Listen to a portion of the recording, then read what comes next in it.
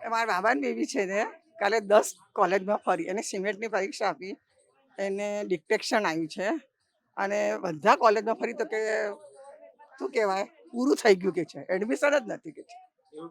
હવે શી ખબર શું કરીશું અમે, હવે એને ક્યાં ભણવા મોકલીશું? પ્રાઇવેટ સ્કૂલ કોલેજમાં કે ગવર્મેન્ટ કોલેજ? આ અમદાવાદ કોલેજ, નિરમા કોલેજ. આજ તો તકલીફ છે આંટી કે public Gujarat college Gujarat university જગ્યાએ બીજી બધી યુનિવર્સિટીઓમાં જાય છે. જ્યારે એ જ ફી 1500 રૂપિયા હશે, જ્યારે એ અમદાવાદ યુનિવર્સિટીમાં એ જ ફી 1.5 લાખ રૂપિયા હશે. આખા 2 મીંડાનો ફરક આવી જશે. એટલે લોકો આ જ વસ્તુની અમે વાત કરીએ છીએ કે એજ્યુકેશન સિસ્ટમ ચેન્જ થવી જોઈએ કે ના થવી જોઈએ? થવી જોઈએ એજ્યુકેશન સિસ્ટમ થવી જોઈએ. ગરીબ માણસ ક્યાં જાય? હવે એક ઘરમાં ભલે જોઈન્ટ ફેમિલી હોય, હવે એમાં 4 છોકરા ભણતા હોય તો શું કરીએ? બાબા ને બાબો ભરીને રહ્યો. અત્યારે એનું થઈ ગયું બીકોમ, એને 10 લાખ રૂપિયા થઈ ગયા શાંતિ નિકેતનમાં. હવે એના નીચે બીજી બેબી છે.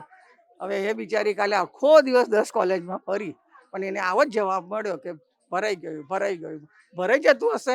તમે વિચાર કરો. હવે ચલો, ભરાઈ તો ના જાય, પણ આ તો ડોનેશન લેવાની એક સિસ્ટમ છે. આવું ચાલતું હોય? પણ ના આવું ચાલતું હોય. આમાં 10 માણસ જાય બોલે તો એ લોકોની શું ઇમ્પ્રેશન રહે? હે, મને કાલથી એટલું ખરાબ, મારી બેબી એટલી હોશિયાર છે ને, 10મામાં એને 88% માર્ક છે. 12મામાં તો ચલો પરીક્ષા નહીં થાય, પણ એને 85% આપી દીધા એને. અત્યારે સિમેન્ટમાં ડિક્ટેશન લાવી છે 78%. તો એને ભણશે પણ આપણા રૂપિયા જશે ને. એ જ તો અમે વાત કરીએ કે સિસ્ટમ ચેન્જ કરવી જોઈએ કે ના કરવી જોઈએ. તો એના કરતા પછી તમે લોકો આવું શું કરો છો? ગરીબ લોકો, પૈસા વાળા તો ઠીક, પણ એના જોડે ગરીબ લોકો બી મરી જાય છે ને. ગરીબ લોકો પાસે તો પૈસા જ નથી હોતા. હા, તો પછી એ પછી ખાલી સાદું શું કરીએ? પૂરું કરી દે. હવે આપણે બધાને આપણા છોકરાને એક છોકરા હોય તો આપણી તો ઈચ્છા હોય ને કે આગળ ભણાવીએ ને. અત્યારથી એને લગ્ન કરીને શું કરવાના છે? હે, હજી 21 જ વર્ષની છે.